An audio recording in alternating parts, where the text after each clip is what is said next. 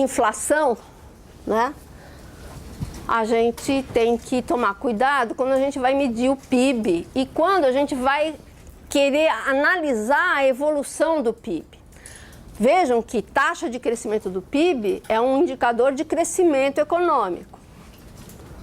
Agora, se a gente medir o PIB em termos nominais, ou seja, usando os preços correntes de cada ano, a gente vai ficar com uma avaliação equivocada do crescimento econômico.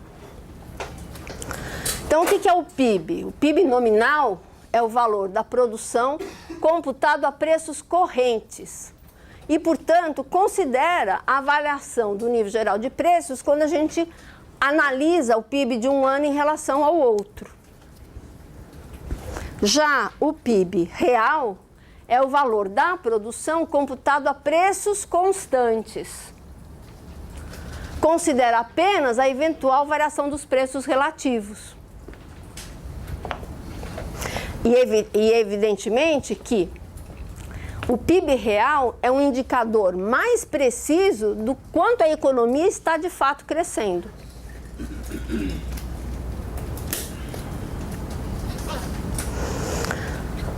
Para se obter o PIB real, é necessário deflacionar o PIB nominal para uma data específica. Então, todos os economistas, quando vão fazer alguma análise de mercado que analisa a evolução histórica de dados, de PIB, de receita, de custos, né, tem que tomar o cuidado e fazer a análise em termos reais. Se fizer a análise com os dados que saem dos balanços contábeis, por exemplo, né, ou dados correntes, né, vai incorrer em erro, porque nós vivemos com inflação. Vejam aí, né, a diferença entre PIB nominal e PIB real no período de 1990 a 2013.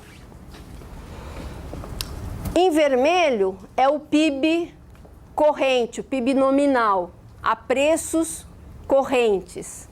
Em azul é o PIB real. Então, veja só, no período de 90 a 93, o PIB corrente não aparece no gráfico. Por quê? Como isso aqui foi transformado tudo para real, isso aqui é 0,000 alguns centavos, né, da moeda, certo? Então não aparece no gráfico. Mas não se produziu nada naquele período? Se produziu. E a gente consegue enxergar isso quando a gente computa o PIB real. Então, no período de 90 a 93, o nosso PIB a preços de 2011 estava aí em torno de 2 trilhões de reais. Se a gente olhar o crescimento do PIB nominal, foi espantoso, né? De 0 até 4 trilhões, quase 5 trilhões. Mas olhando o PIB real, o crescimento foi bom, né, nesse período todo, mas não foi da mesma magnitude do PIB nominal. Por quê? Porque nós tivemos um baita processo inflacionário nesse período todo. Principalmente, né, neste período inicial da década de 90. Se a gente ficar fazendo análise em função do PIB nominal, essa análise vai estar equivocada. A inflação não seria problema se todos os preços subissem 10% e o meu salário também subisse 10%. O problema é que a inflação, ela não é neutra, ela provoca distorções. Ela provoca distorções sobre a distribuição de renda, sobre os débitos e impostos, no mercado primário de ações de poupança, no balanço de pagamentos, nas expectativas e incertezas e nos preços relativos. Por que ela provoca distorção na distribuição de renda? Por aquilo que eu estava mencionando.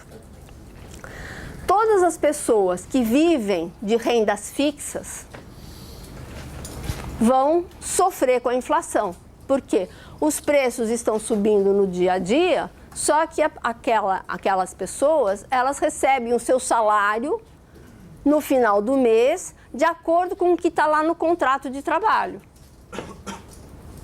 Eventualmente, e o Brasil aprendeu a fazer isso, no contrato diz que vai ter reajuste, mas o reajuste é anual. Então, ao longo do ano, o salário é fixo, mas os preços estão subindo. Portanto, aqueles que vivem de rendas fixas, com a inflação, perdem poder aquisitivo ao longo do ano.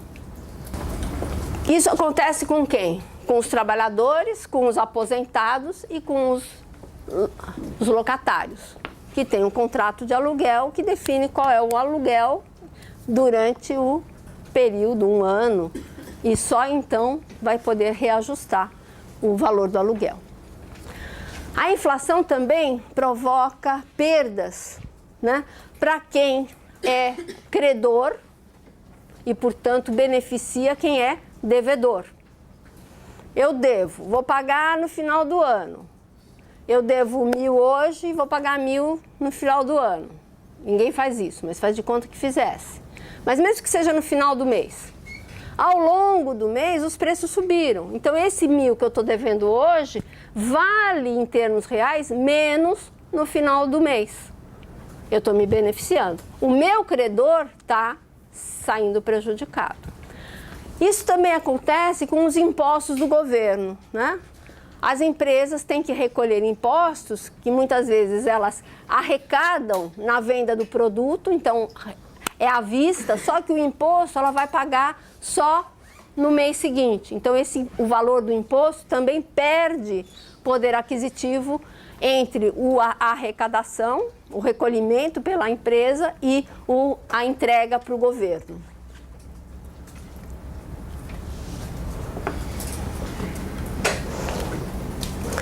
Mercado primário de ações e o balanço de pagamentos.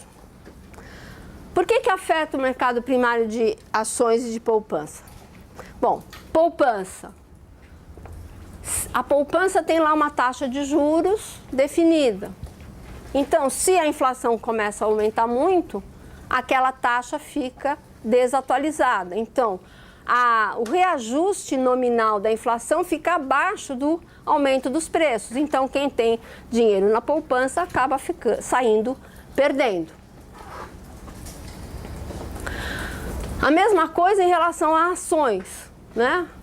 A ação só vai render dividendos um ano depois. Você aplica o dinheiro lá e você não sabe quanto vai render, né? E a inflação está ali. Então, você também... O que aconteceu naqueles períodos em que eu mostrei para vocês no IPCA com a inflação super alta? Ninguém mais queria comprar ação. Era muito melhor comprar outros tipos de ativos com correção monetária.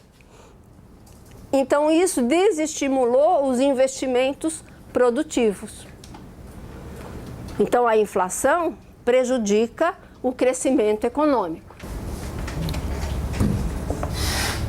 Então, vejam, quando você tem inflação, você vai ter, em vez de você ter incentivo para aplicar em ações, você vai ter incentivo para aplicar em imóveis, em papéis relacionados à inflação, todos de caráter não produtivo. A inflação prejudica o estímulo ao crescimento econômico. Em vez das empresas fazerem investimentos produtivos para aumentar a produção, não. Vão se proteger comprando o quê? Papéis que pagam a correção monetária mais juros. Balanço de pagamentos. Vocês têm ideia por que a inflação atrapalha o balanço de pagamentos? O que é o balanço de pagamentos? É o que a gente recebe do exterior, né, menos o que a gente paga para o exterior. Né? Tem a conta de transações correntes, onde estão as exportações e as importações, e tem as contas de capital, onde entram investimentos e empréstimos.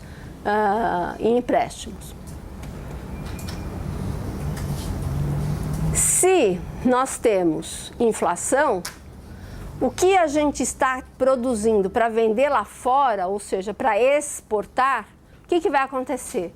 Esses produtos vão ficar mais caros em moeda nacional. Temos inflação, cresce o preço dos produtos exportáveis. Vamos admitir que a taxa de câmbio esteja fixa.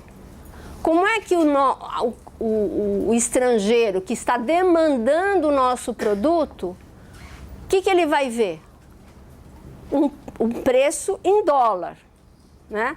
Mas se o preço em real está aumentando por causa da inflação e dada a taxa de câmbio, esse preço em dólar também está subindo. O nosso produto fica mais caro lá fora. E isso, portanto, desestimula as exportações. O que acontece com as importações? O produto aqui dentro, uma máquina, por exemplo, está ficando mais cara por causa da inflação. A mesma máquina, ou máquina parecida, similar, com a mesma funcionalidade, às vezes até melhor, lá fora está com o preço constante, porque lá fora, nos outros países, a inflação é muito menos. Nós vimos que a inflação é menos forte. O produto lá fora está mais barato do que o nosso aqui. O que a gente faz? A gente importa. Então, aumentam as importações e caem as exportações. O que a gente vai ter no balanço de transações correntes comerciais? Déficit.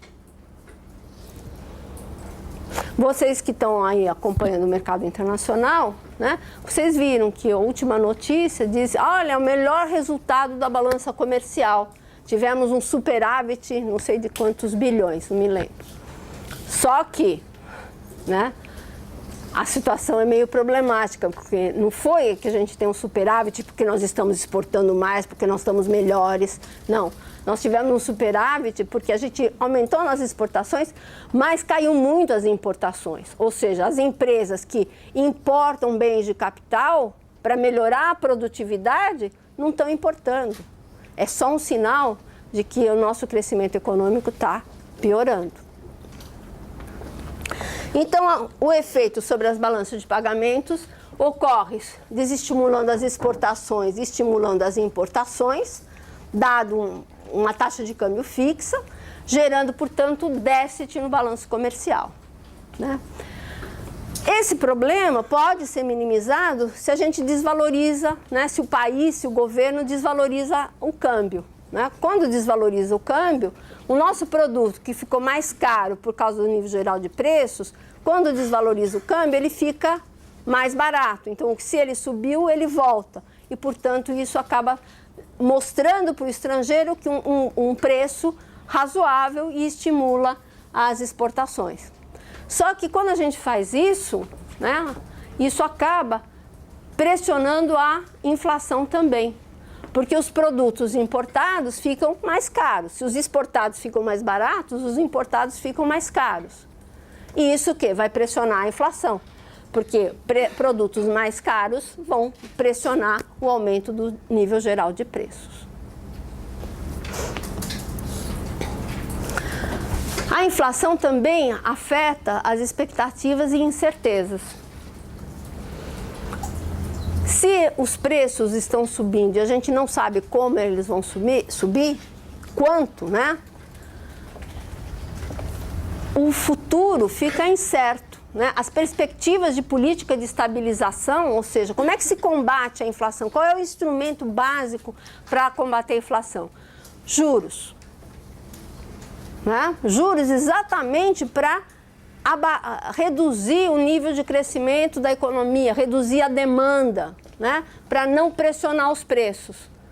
Se os juros vão subir, as empresas não vão fazer investimentos, porque o investimento ele está diretamente relacionado à taxa de juros.